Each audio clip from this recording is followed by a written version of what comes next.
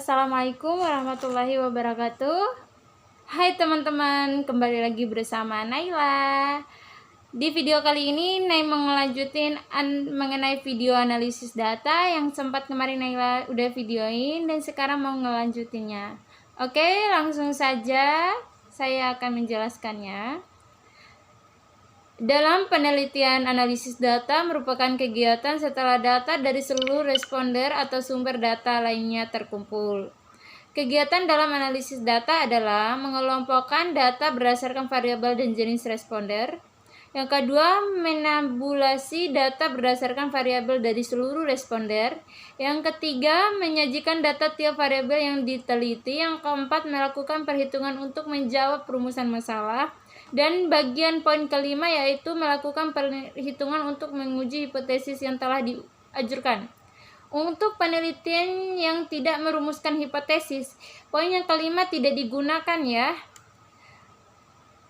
Yang selanjutnya yaitu teknik analisis data dalam penelitian menggunakan statistik. Ada dua statistik. Yang pertama, statistik deskriptif, yang kedua statistik inferensial. Di sini terlihat jelas dalam dua jenis statistik ini bagian statistik inferensial ada dua, yaitu statistik parametris sama yang kedua non parametrik. Statistik deskriptif adalah statistik yang digunakan untuk menganalisis data dengan cara mendeskripsikan atau menggambarkan data yang telah dikumpulkan. Sebagaimana adanya tanpa bermaksud membuat kesimpulan dan berlaku untuk umum atau generalisasi.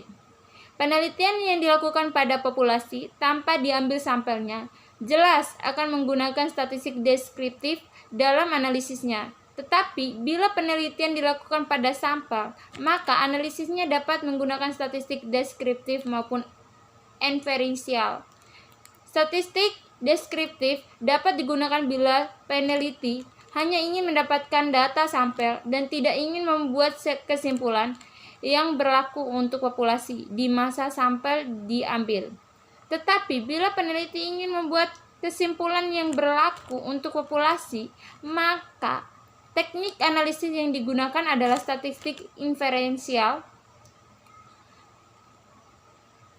Termaksud dalam statistik deskriptif antara lain adalah menyajikan melalui tabel, grafik, diagram, lingkaran, piktogram, perhitungan modus, media, mean, pengukuran tendensi sentral, perhitungan desil, persentil, perhitungan penyebaran data melalui perhitungan rata-rata dan standar deviasi, perhitungan prosentase.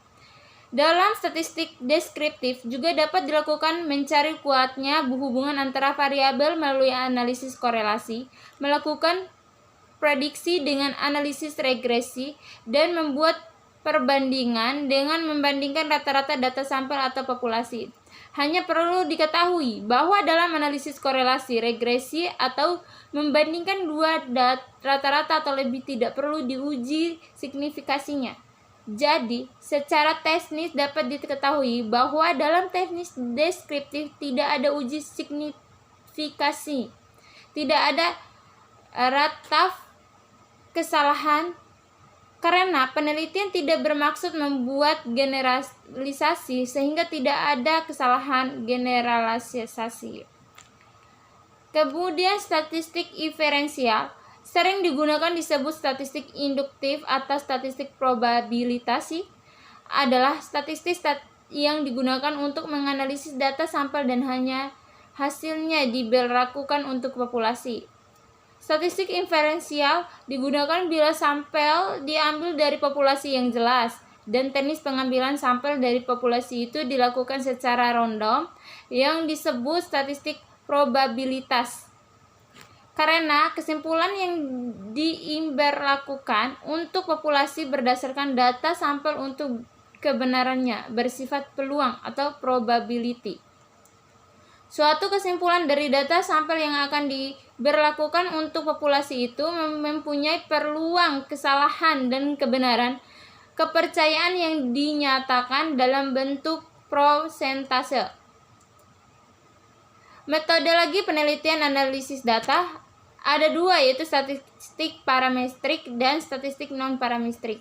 Statistik yang digunakan untuk menganalisis data interval dan rasio, sedangkan itu adalah pengertian statistik parametris. Sedangkan dalam statistik non-parametrik yaitu statistik yang digunakan untuk menganalisis data non-nominal ordinal.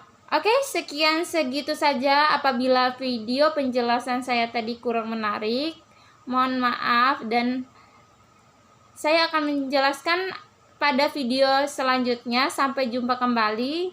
Mohon maaf. Assalamualaikum warahmatullahi wabarakatuh.